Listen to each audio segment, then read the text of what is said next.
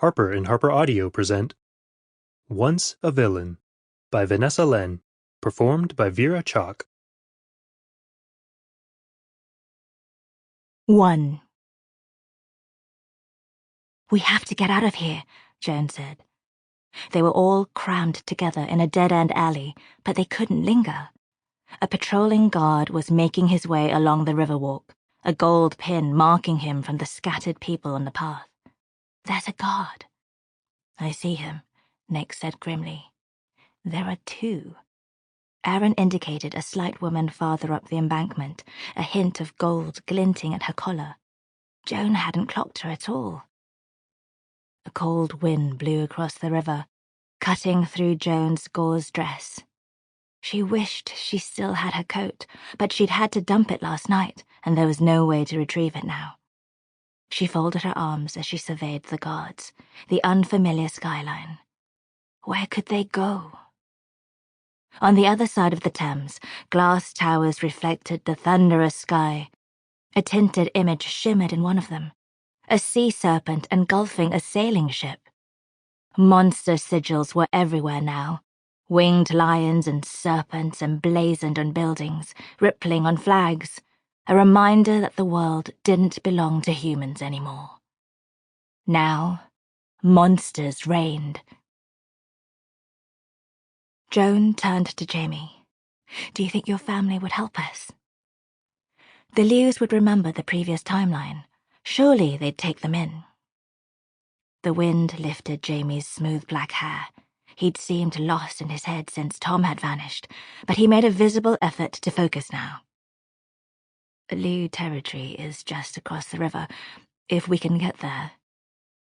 The rest of his words were swallowed by the nearby rumble of an engine. Joan and the others retreated instinctively into the shadows as a hearse black boat emerged from under London Bridge, its pace the slow menace of a patrol. The golden lion of the monster court stood stark on its flank, teeth and claws bared in attack. Joan's cousin Ruth swore under her breath. "Well, we can't stay here." Beside Joan, Nick shifted, a muscle jumping in his jaw. Joan knew what he was thinking. The last time they'd sought refuge with the Lius, Nick had been restrained, his mind controlled. Joan half expected him to argue now, but after a beat, he just nodded. "Let's go," he said.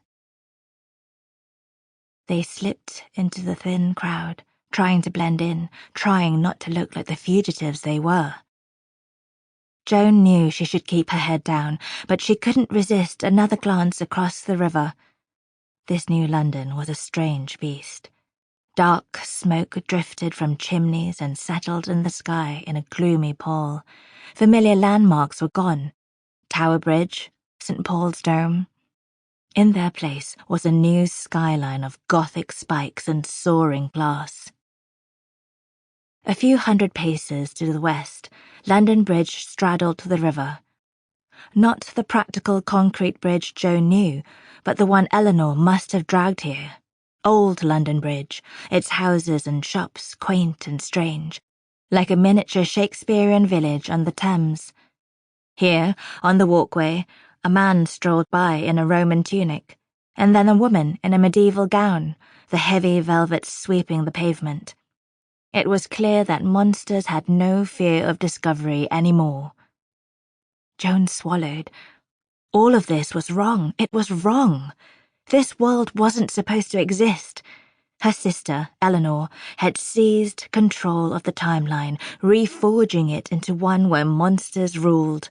And Eleanor had used Joan and Nick to do it. She'd put a gun to Joan's head and given Nick a choice. Joan or the world. Joan had known what Nick would do. She'd been so sure. Nick had been a legendary monster slayer, the human hero who killed the predators among them.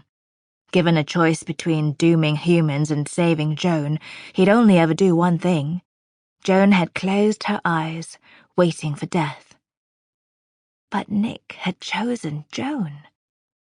Joan tried and failed to catch his gaze now. He was on the far side of the path, walking with Jamie and Ruth, a dark flick of hair concealing his expression. Sample complete. Ready to continue?